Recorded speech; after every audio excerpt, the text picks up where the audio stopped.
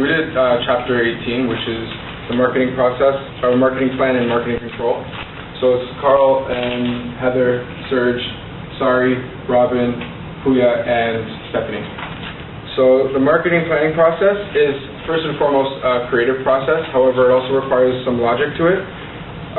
The logic comes in where when you change the market, when the marketing environment changes as well as the target market grows, you need to change your product. Your product needs to grow with it.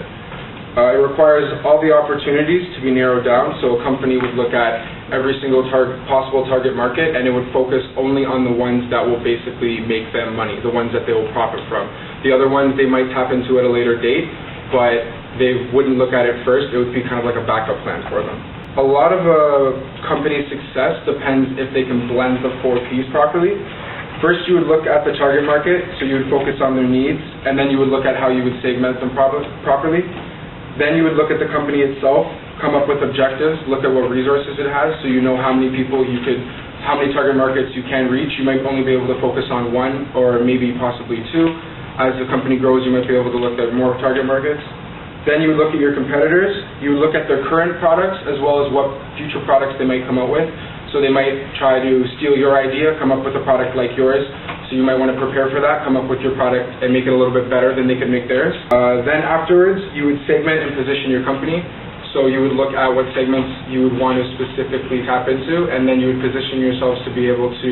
So then you would use SWOT analysis. You would look at your strengths, your weaknesses, your objectives, and your tactics. Obstacles and tactics. And then you... Opportunities and tactics. T is threats.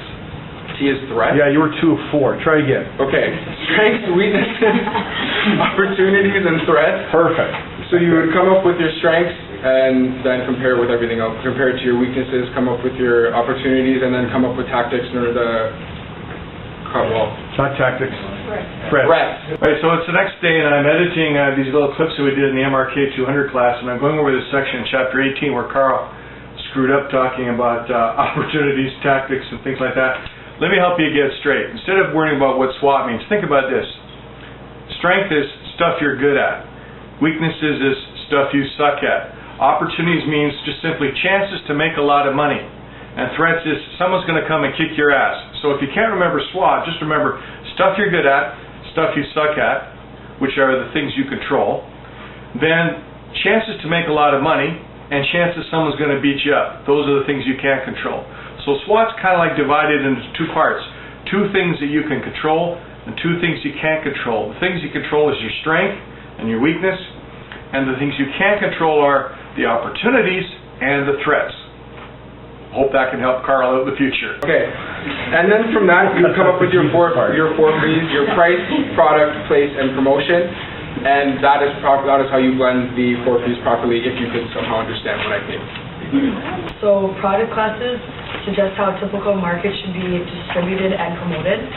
Knowing how consumers would view the company's products can kind of give you a head start on developing a marketing mix, so like how they're positioned. For example, a convenience product usually needs a more intensive distribution, or a specialty product would need a clear brand identity. Although product classes may give a firm a competitive advantage, clearly the marketing mix cannot be based solely just on that.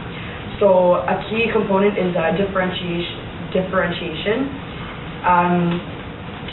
used to target customers' unique value. And from this may come superior marketing mixes over their competitors, and from that, breakthrough opportunities are found, which equals money and everyone's happy. So to have a successful marketing mix, the 4 Ps must be creatively blended, what Carl was just saying. Lastly, in order to complete a successful marketing mix, the product life cycle must be carefully planned. So markets are constantly changing, and the companies have to make sure that they forecast for those changes in order to completely understand their target market. I'll be discussing sales analysis. Sales analysis is a detailed breakdown of the company's sales records. There's no best way to break it down, but a few categories, the common breakdowns, usually a product category, geographic region, price, method of sale, and the order size. And if prepared over time, daily, weekly, monthly, or quarterly, it helps managers develop a more accurate sales forecast. a marketing plan, the manager needs to select the target market, decide on the market mix to meet the target market needs. It also estimates the cost, revenue of the products that you chose.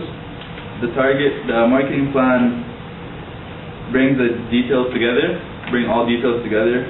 Marketing plans provide blueprint of the implementation. It spells out the timing of strategy, how long it's going to take to come up with the product.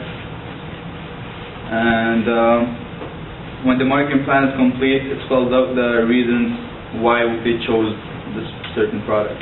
A forecast of market potential and a sales forecast are essentially what their names mean. Forecast of market potential is simply the estimation of what a whole market segment may buy, whereas a sales forecast is an estimation of how much the company wished to sell in the near future. The specific market, the main difference between the two is that one tries to predict how much people will buy, whereas the other tries to predict how much they wish to sell to that market. I'm going to be talking to you about a performance analysis and performance index. In a simple sale analysis, the figures are merely listed or graphed, but in a performance analysis, managers can make comparisons. So they might compare one territory against another, against the same territory's performance from last year, or against expected performances. This helps them improve operations and productivity, obviously. And the salesperson or territory showing poor results can then be singled out and be subjected to further detailed analysis. As for performance index, sometimes in performance analysis, there's uncontrollable factors such as competition and like the current state of the territory's potential. They can be left out.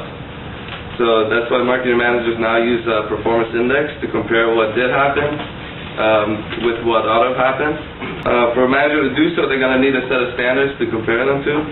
So just like a baseball batting average, it's computed the same way. Just take the number of hits divided by total number of attempts and multiply by 100. Same method can be used to calculate the sales performance index. I will be talking about the Iceberg Principle. Performance analysis helps the marketing manager see if the firm's marketing plans are working properly. If they are not, it can lead to problem solving. A series of performance analysis are needed to find the problem.